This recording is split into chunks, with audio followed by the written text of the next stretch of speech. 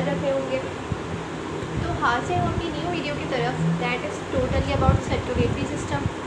ऐसा हो सकता है कि सर्कुलेटरी सिस्टम का पूरा मैं ब्रीफ आउट ना कर पाऊँ, जस्ट बिकॉज वीडियो लेंथी ना हो जाए, क्योंकि इसमें काफ़ी कुछ बेसिक्स हैं। हम स्टार्ट करेंगे ऑर्गेनिज्म से, लाइक अमीबा हो गया, हाइड्रा हो गया, प्लेनरी हो गया, प्लेनरी में कुछ फ्लेम सेल्स हो गए, सही है। उसके बाद हम ह्यूमन पे आएंगे, सही है। अच्छा, प्लेनरी के बाद सॉरी अर्थवॉर्म हो गया, दैन उसके बाद हम आएंगे हार्ट पे, ठीक है। तो इस तरीके से हम बेसिक से स्टार्ट करेंगे। तो स्टार्ट करते हैं हम सर्कुलेटरी सिस्टम से। अच्छा, सर्कुलेटरी सिस्टम में मुझे एक लाइन लिखनी थी, तो वो मैं ऊपर लिख नहीं पाई क्योंकि मुझे आया याद बाद में, तो वो मैंने यहाँ पे लिख दी, सही है। तो क्या लिखी है वो लाइन मैंने, स्टार्ट कर दिया अपने लेक्चर से। तो बिस्मिल्लाहिर्रहमानिर्रहीम, यहाँ पे ये लिखा है, circulatory system develops in those organisms that has diffusion gradient. क्या मतलब हुआ इस बात का? इस बात का ये मतलब हुआ कि सर्कुलेटरी सिस्टम ऐसा सिस्टम है जो उन ऑर्गेनिजम्स में क्रिएट होता है जिन ऑर्गेनिजम्स में डिफ्यूजन ग्रेडियंट ना हो। अब ऐसे कौन से ऑर्गेनिजम्स हैं, स्टार्ट करते हैं। एमीबा से स्टार्ट लेते हैं, सही है। एमीबा है ना ये, सही है। अब हमने ये डेफिनेशन तो ये कर लिया, इसके बाद हम कर रहे हैं, यानी जो ऑर्गेनिजम्स हैं जिनमें ग्रेडियंट होता है उसमें सबसे पहले यानी सबसे माइनर प्रोटोजोअन है, विच इज़ एन एमीबा। दोबारा बोल रही हूँ, एमीबा एक ऐसा ऑर्गेनिज्म है जिसमें 2 लेयर्स हैं, सही है। एमीबा एक ऐसा ऑर्गेनिज्म है जिसमें 2 ऑर्गेनिज्म है। आउटर वन एक्टोडर्म, यानी बाहर वाली जिसे एक्टोडर्म कहते हैं, अंदर वाली जिसे हम कहेंगे एंडोडर्म, सही है। और ये होता है एक्वेटिक हैबिटेट का, यानी पानी में पाया जाता है, सही है। एमीबा के अंदर कोई वेसल या कोई बड़ा ऑर्गेनल तो है नहीं, तो इसको अगर कोई चीज़ एक्सक्रीट आउट करनी होती है तो वो उस वैक्यूल्स में, यानी उस ऐसे वैक्यूल्स में इनक्लोज करता है, जैसे ये वैक्यूल है, सही है, बीच वाला ये वैक्यूल है, सही है। अब ये नियर टू द मेम्ब्रेन लेके जाता है एंड देन उस स्ट्रक्चर को स्प्लिट आउट कर देगा। किस तरीके से लेके जाता है? इस तरीके से, यानी इसमें डिफ्यूजन ग्रेडियंट क्रिएट हो रहा है। तो मतलब जैसे मैंने आपको यहाँ पे बताई थी, यानी जो ऑर्गेनिजम्स में अगर सर्कुलेटरी या डिफ्यूजन ग्रेडियंट क्रिएट होता है तो उसमें सर्कुलेटरी सिस्टम नहीं होता, यानी सर्कुलेटरी सिस्टम उसमें ज़रूरत नहीं होती उस ऑर्गेनिज्म में। अच्छा, तो अब इससे हट के अगर हम दूसरा ऑर्गेनिज्म देखें, दैट वन इज़ हाइड्रा। इसका फाइलम क्या है? नाइडीरियम्स। सेम जो अमीबा में था, ये भी एक्वेटिक हैबिटेट के होते हैं, अमीबा भी एक्वेटिक हैबिटेट के थे, हाइड्रा भी एक्वेटिक हैबिटेट के होते हैं। अब नाइडीरियम्स में भी लेयर बनाएंगे। इसका जो आउटर लेयर है वो एक्टोडर्म है and the inner one is endoderm. Same as that जो अमीबा में था, आउटर वन उसकी कवरिंग थी, that is ectoderm and the inner one is endoderm. Same as that यहाँ पे भी outer one ectoderm, inner one endoderm, सही। Cnidarians ने अपने पास एक खास कैविटी भी क्रिएट की है which is termed as gastrovascular cavity. ये कहाँ पे, जो 6 है ना, लाइन्स बनाई है मैंने, ये गैस्ट्रोवेस्कुलर कैविटी है। अब इसमें वेस्कुलर दिया हुआ है। वेस्कुलर कहने का मतलब ये है कि इसमें कोई ब्लड सप्लाई है जो इसके पास नहीं है, मगर बुक इस चीज़ का बहुत अच्छा सेंस क्रिएट करके देती है कि कहती है कि इस कैविटी के अक्रॉस जो चीज़ें चाहिए वो एब्जॉर्ब हो जाएंगी एंड कुछ खास पार्टिकल्स हैं वो एलिमिनेट हो जाएंगे, यानी कि इस कैविटी के पास डिफ्यूजन ग्रेडियंट क्रिएट होता है।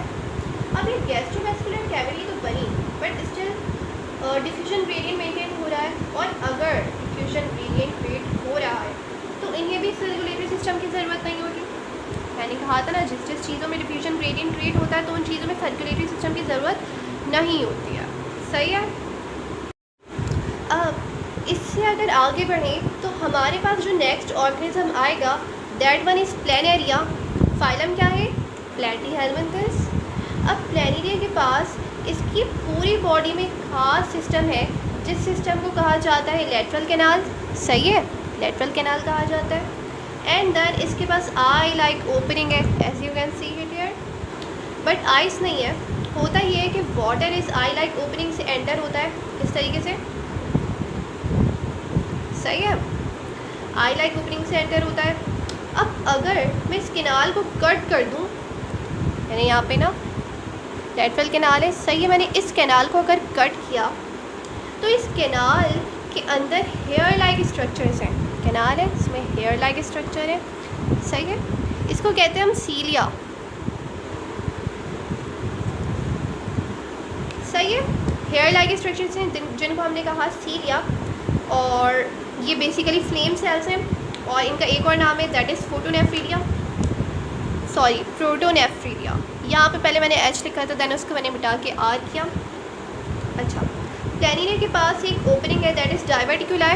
प्लेनेरिया है ना, ये इसका पूरा स्ट्रक्चर है, इसके पास एक ओपनिंग है that one is diverticular, and water इस पार्टिकल को लेता हुआ बाहर जाएगा इस तरीके से। ये अंदर आया, वाटर यहाँ से अंदर आया, अब यहाँ से बाहर भी तो जाएगा, तो वो किसके ज़रिए जाएगा, इस डाइवर्टिकुलर के ज़रिए, बिकॉज ये ओपनिंग है, सही है। यानी यहाँ भी क्रिएट हो रहा है, यानी डिफ्यूजन ग्रेडियंट यहाँ भी क्रिएट हो रहा है, तो इट मीन्स यहाँ पे जब डिफ्यूजन ग्रेडियंट क्रिएट हो रहा है तो यहाँ पे सर्कुलेटरी सिस्टम की ज़रूरत नहीं होगी, ठीक है। अब इससे हट के हमें जो ऑर्गेनिज्म मिलता है ना, वो है अर्थवॉर्म, जिसका फाइलम है एनिलिड्स, सही है, अर्थवॉर्म है, इसका फाइलम है एनिलिड्स। एनिलिड्स को एक सर्कुलेटरी ग्लैंड डेवलप होता हुआ मिला, सर्कुलेटरी ग्लैंड जो डेवलप होता हुआ मिला, लेकिन हार्ट नहीं मिला। इन ऑर्गेनिज्म का जो सर्कुलेटरी ग्लैंड है ना, वो सर्कुलेट कर पा रहा है एक सिंपल सी वेसल पे, जो कि हार्ट नहीं है, ये आर्टरी भी नहीं है। इनका सर्कुलेटरी ग्लैंड एक सादी सी वेसल पे रन कर रहा है, जिसको हम कहते हैं डॉर्सल वेसल, ठीक है।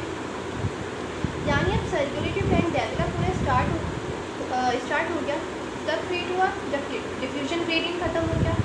अब सर्कुलेटरी सिस्टम में दो प्लेन्स डेवलप होते हुए हमें मिले, एक open type of circulatory system and then close type of circulatory system. जो open type of circulatory plane है, इस प्लेन में भी आपको हार्ट मिल सकता है, अगर हार्ट ना भी मिला तो कोई भी पंपिंग स्ट्रक्चर मिलेगा, वो मसल भी क्यों ना हो। इससे हट के आपको सर्कुलेटरी प्लेन में आर्टरी भी मिलेगी, सही है।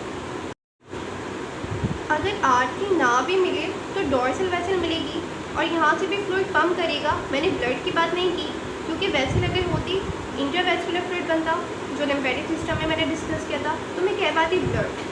तो जैसे ही सर्कुलेशन में आता तो it gets in contact with the body tissues, सही है, इसके पास बॉडी टिश्यूज है। अब अगर मैं close type of circulatory plane की बात करूँ, यहाँ पे जगह नहीं थी तो मैंने यहाँ पे लिखा, अगर मैं close type of circulatory plane की बात करूँ तो इस ब्लड को पंप करता है हार्ट, इसकी पंपिंग ऑरिजिनेट होती है फ्रॉम द हार्ट। फिर ये सिस्टम फ्लूइड को लेके जाता है, या ब्लड को लेके जाता इनटू द आर्टरी, सही है, आर्टरी से लेके जाता आर्टेरियोल, देन कैपिलरीज, फिर वेन्यूल्स, यानी मैं बात करी लिम्फेटिक सिस्टम की, ठीक है। तो ये इसको इसी तरीके से सर्कुलेट करवाता, और फिर ये सर्कुलेट आगे चले जाती टूवर्ड्स द वेन्स, ठीक है, और फिर ये रिटर्न बैक हो जाता इनटू द हार्ट, सही है, फिर ये रिटर्न बैक हो जाता इनटू द हार्ट वापसी से। एंड इसमें ना ब्लड कांटेक्ट नहीं आता बॉडी टिश्यूज से, इसमें आता है ओपन टाइप में, क्लोज टाइप में नहीं आता। यानी अब जब इवोल्यूशनरी पैटर्न थोड़ा आगे बढ़ा तो open and close type circulatory gland develop होना स्टार्ट हुए। इसके पास कुछ चैम्बर्स हैं, कौन से, right atrium, left atrium, right ventricle and left ventricle. Close type of circulatory system में दो डिफरेंट प्लेन्स क्रिएट हुए। फर्स्ट प्लेन में ये होता है कि ये जो राइट ऑरिकल है ना, ये ब्लड को पंप करता है, एंड आप लोग जानते हैं ये डीऑक्सीजनेटेड फ्लूइड होता है, एंड देन ये जो डीऑक्सीजनेटेड फ्लूइड है ना, ये लीड करता है लंग्स में, यानी ये लीड टुवर्ड्स लंग्स, ठीक है। वहाँ पे ये ऑक्सीजनेट होगा एंड लंग्स को रिटर्न बैक करेगा टू द लेफ्ट एट्रियम, सही है। ये वाला जो प्लेन है ना, इसको हम कहते हैं pulmonary circulation, as you can see it here. और जो सेकंड प्लेन है ना, वो लेफ्ट वेंट्रिकल से पंप हुआ, जा रहा है टुवर्ड्स द बॉडी, ये यूजुअली ऑक्सीजनेटेड होता है, सही है। देन बॉडी से रिटर्न बैक हुआ to the right ventricle, and इसे कहा जाता है सिस्टमैटिक सर्कुलेशन, सही है, यहाँ पे लिखा हुआ है। अच्छा, बिगिन करते हैं फ्रॉम द लंग्स, ठीक है। मैं यहाँ पे लंग्स से तो बिगिन अप करूँगी, सही है, यहाँ भी लंग्स से, लेकिन इसको मैं एंड अप कर दूँगी कोरोनरी वेन पे, जो कि इसका हमारा लास्ट चल रहा होगा। वैसे ये टॉपिक काफ़ी बड़ा है जो कि ख़त्म होगा नहीं, इसकी वीडियोस आगे भी चलेंगी काफ़ी। तो ये पार्ट 1 है and the part 2 video will be uploaded soon. इस वजह से, क्योंकि अगर मैं इसमें कर देती तो वीडियो काफ़ी बड़ी जाती, इस वजह से मैं बता नहीं पाई या इस वजह से मैं अपलोड नहीं कर पाई साथ साथ। तो सही है, अब बिगिन करते हैं हम लंग्स से। लंग्स में जहाँ फ्लूइड को ऑक्सीजनेट किया, बॉडी के लिए सर्कुलेशन मेंटेन करी, ऑक्सीजनेटेड ब्लड पहुँचाया, उसकी सबसे इम्पॉर्टेंट आर्टरी थी which is the pulmonary artery and the pulmonary vein की सर्कुलेशन में लगा रही है, जो लंग्स तक पहुँचाएँ और ऑक्सीजनेट करके रिटर्न बैक कर दें। अब लंग्स के पास ब्लड कौन पहुँचाएगा? उसके लिए लेफ्ट वेंट्रिकल से एक आर्टरी रेस होती है जो कि लीड ऑन करती है टुवर्ड्स द लंग्स। सही है, टुवर्ड्स द लंग्स। जैसे हम लोग कहते हैं ब्रोंकियल आर्टरी। सही है, जो लंग्स की सप्लाई मेंटेन करेगा और फिर रिटर्न बैक देगा वो है ब्रोंकियल वेन। दूसरा स्ट्रक्चर जो है जो इसके अंदर इन्वॉल्व हो रहा है, that one is the heart. ठीक है, ये पूरी बॉडी को सर्कुलेशन मेंटेन करके दे रहा है। हार्ट के पास 3 मेजर वेसल क्रिएट होती हैं। तो हार्ट के पास सप्लाई लेके आती है coronary artery and drain back करवाती है कोरोनरी वेन। ठीक है, हार्ट पूरी बॉडी को सर्कुलेशन देता है, हार्ट से मतलब देता है एओर्टा से। सही है, हार्ट पूरी बॉडी को सर्कुलेशन देता है एओर्टा से।